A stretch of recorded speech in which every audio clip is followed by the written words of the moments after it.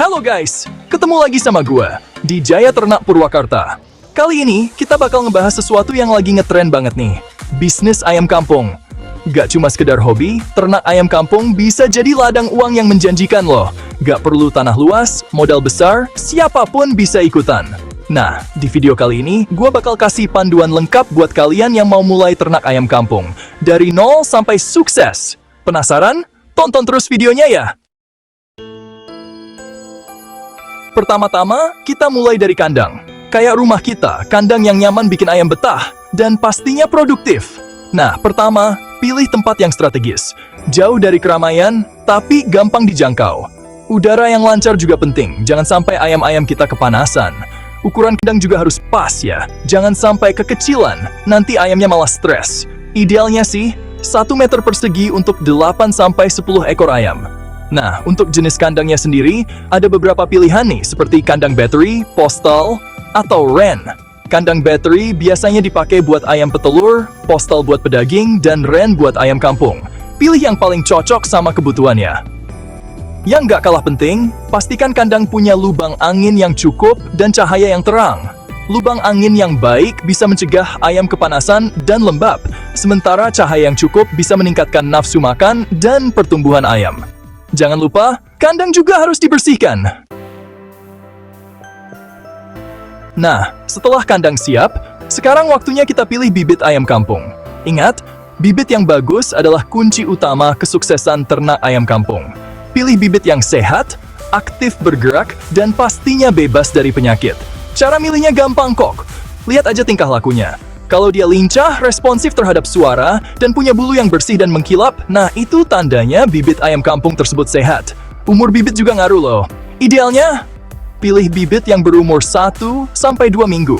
Di usia ini, daya tahan tubuh ayam udah mulai terbentuk, dan mereka udah siap buat hidup di lingkungan baru.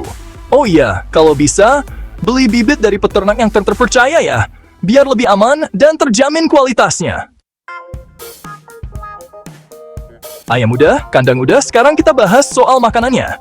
Ibarat manusia, ayam juga butuh asupan gizi yang tepat biar sehat dan produktif. Jenis makanan yang dikasih harus disesuaikan sama usia ayamnya. Misalnya buat anak ayam yang baru menetas, pakai pakan starter. Nah, kalau udah mulai gede, usia 4-8 minggu, pakai pakan grower. Dan buat ayam dewasa, pakai pakan finisher. Tapi nggak cuma pakan pabrik aja, kita juga bisa kasih makanan alternatif yang lebih hemat. Loh, misalnya jagung, dedak, sisa sayuran, atau nasi. Makanan-makanan ini bisa dicampur sama pakan pabrik biar gizinya lebih lengkap. Oh iya, pastikan juga ayam-ayam kita selalu punya air minum yang bersih dan segar ya. Air minum yang bersih bisa mencegah ayam dari dehidrasi dan berbagai macam penyakit. Ganti air minum secara teratur, minimal 2 kali sehari. Bab 4, jaga kesehatan ayam. Biar ternak lancar jaya. Namanya juga makhluk hidup. Ayam juga bisa sakit. Makanya penting banget buat jaga kesehatan ayam-ayam kita. Nah, salah satu caranya adalah dengan vaksinasi. Vaksinasi ini ibarat tameng buat melindungi ayam dari serangan penyakit. Ada beberapa jenis penyakit yang umum menyerang ayam kampung, seperti tetelo, flu burung, dan lainnya. Lakukan vaksinasi secara rutin sesuai jadwal yang dianjurkan oleh dokter hewan ya. Selain vaksinasi, kebersihan kandang juga nggak boleh disepelein. Kandang yang kotor bisa jadi sarang penyakit. Makanya, bersihin kandang secara rutin minimal 2 kali seminggu. Gak cuma itu, beriin juga vitamin dan suplemen untuk meningkatkan daya tahan tubuh ayam. Vitamin dan suplemen bisa dicampur ke dalam air minum atau pakan. Dengan begitu, ayam-ayam kita akan selalu sehat dan produktif. Bab 5. Manajemen pemeliharaan, perawatan ekstra, biar hasil maksimal. Nah, setelah ngebahas soal kandang, bibit, pakan, dan kesehatan, sekarang kita masuk ke manajemen pemeliharaan. Manajemen pemeliharaan ini penting banget loh, buat mastiin ayam-ayam kita tumbuh dengan baik dan produktif. Pertama, pantau pertumbuhan ayam secara berkala. Timbang berat badan ayam setiap minggu buat mastiin pertumbuhannya sesuai dengan standar. Kalau ada ayam yang pertumbuhannya terhambat, segera cari tahu penyebabnya dan berikan penanganan yang tepat. Kedua, pisahkan ayam berdasarkan usia dan ukuran. Hal ini bertujuan untuk menghindari kanibalisme dan persaingan pakan. Ayam yang lebih besar cenderung akan mendominasi ayam yang lebih kecil, sehingga ayam yang lebih kecil akan kekurangan pakan dan pertumbuhannya terhambat. Ketiga, buat catatan mengenai pemberian pakan, vaksinasi, dan pertumbuhan ayam. Catatan ini akan sangat berguna untuk mengevaluasi perkembangan ternak ayam kita. Dengan melakukan manajemen pemeliharaan yang baik, dijamin ternak ayam kampung kita akan sukses. Bab 6. Panen Raya. Saatnya nikmati hasil jerih payah.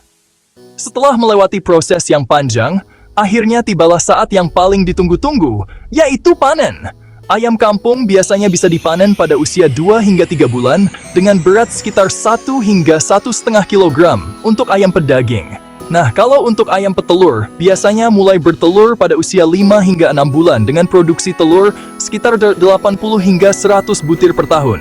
Sebelum panen, pastikan ayam dalam kondisi sehat dan sudah mencapai berat ideal. Hindari memanen ayam saat sakit, karena kualitas daging atau telurnya bisa menurun.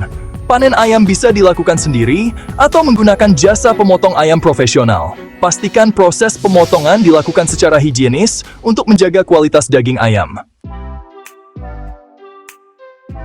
Bab 7. Jualan cerdas. Strategi pemasaran ayam kampung.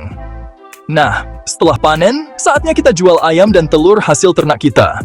Ada banyak cara yang bisa kita lakukan untuk memasarkan produk ternak ayam kampung. Pertama, kita bisa jual langsung ke pasar tradisional atau ke tetangga sekitar. Cara ini cukup efektif, karena kita bisa langsung berinteraksi dengan pembeli dan mendapatkan harga yang lebih tinggi. Kedua, kita bisa manfaatkan platform online seperti media sosial atau marketplace untuk memasarkan produk kita. Cara ini lebih praktis dan menjangkau pasar yang lebih luas. Ketiga, kita bisa membangun kerjasama dengan restoran atau warung makan yang membutuhkan pasokan ayam kampung. Dengan begitu, kita bisa mendapatkan pembeli tetap dan omset yang lebih stabil. Jangan lupa untuk mengemas produk dengan menarik dan memberikan label yang jelas pada produk kita. Hal ini bertujuan untuk menarik minat pembeli dan meningkat nilai jual produk. Bab 8. Hitung-hitungan untung, analisis keuangan ternak ayam kampung. Sebelum memulai usaha ternak ayam kampung, penting banget buat ngitung modal awal yang dibutuhkan. Modal awal ini meliputi biaya pembuatan kandang, pembelian bibit, pakan, dan peralatan lainnya. Selain modal awal, kita juga perlu ngitung biaya operasional, seperti biaya pakan, vaksin, dan perawatan. Biaya operasional ini harus diperhitungkan dengan cermat, biar usaha kita bisa berjalan lancar dan menguntungkan. Nah, setelah ngitung modal dan biaya operasional, kita bisa mulai menghitung keuntungan yang didapat dari penjualan ayam dan telur. Keuntungan ini bisa dihitung dengan mengurangi total pendapatan dengan total biaya. Dengan melakukan analisis keuangan yang baik, kita bisa mengetahui seberapa besar potensi keuntungan yang bisa didapatkan dari usaha ternak ayam kampung. Bab 9. Rahasia sukses ternak ayam kampung. Tips jitu dari ahlinya. Nah, buat kalian yang mau sukses ternak ayam kampung, ada beberapa tips jitu nih yang bisa kalian terapkan. Pertama, lakukan perawatan dan pemantauan secara konsisten. Kebersihan kandang, kualitas pakan, dan kesehatan ayam harus selalu diperhatikan. Kedua, terus belajar dan mencari informasi terbaru tentang ternak ayam kampung. Kalian bisa belajar dari buku, internet, atau dari peternak yang lebih berpengalaman. Ketiga, bangun jaringan dengan peternak lain untuk bertukar informasi dan pengalaman. Dengan begitu, kalian bisa mendapatkan banyak ilmu dan pengetahuan baru tentang ternak ayam kampung. Keempat, jangan mudah menyerah dan selalu semangat dalam menjalankan usaha ternak ayam kampung. Ingat, kesuksesan tidak datang dengan instan, melainkan melalui proses yang panjang dan penuh perjuangan. Bab 10. Hadapi tantangan, kendala, dan solusi ternak ayam kampung. Dalam menjalankan usaha ternak ayam kampung, pasti ada aja kendala dan tantangan yang harus dihadapi. Salah satu kendala yang sering dihadapi adalah serangan penyakit. Jika ayam terkena penyakit, segera pisahkan dan berikan perawatan intensif. Konsultasikan dengan dokter hewan untuk mendapatkan penanganan yang tepat. Kendala lainnya adalah fluktuasi harga pakan dan ayam. Untuk mengatasi hal ini, kita bisa melakukan diversifikasi produk, seperti menjual telur dan daging ayam olahan. Selain itu, kita juga bisa melakukan penghematan biaya produksi, misalnya dengan membuat pakan sendiri atau mencari supplier pakan dengan harga yang lebih murah. Ingat, Setiap masalah pasti ada solusinya. Yang terpenting adalah kita harus jeli melihat peluang dan selalu berusaha mencari solusi terbaik. Outro. Yuk, mulai ternak ayam kampung sekarang. Nah, itu tadi panduan lengkap ternak ayam kampung untuk pemula. Gimana? Gak susah kan?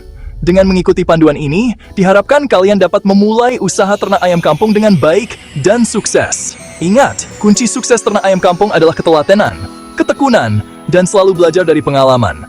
Jangan lupa untuk like, share, dan subscribe channel Jaya Ternak Purwakarta untuk mendapatkan informasi terbaru seputar ternak ayam kampung. Semoga video ini bermanfaat, dan sampai jumpa di video selanjutnya.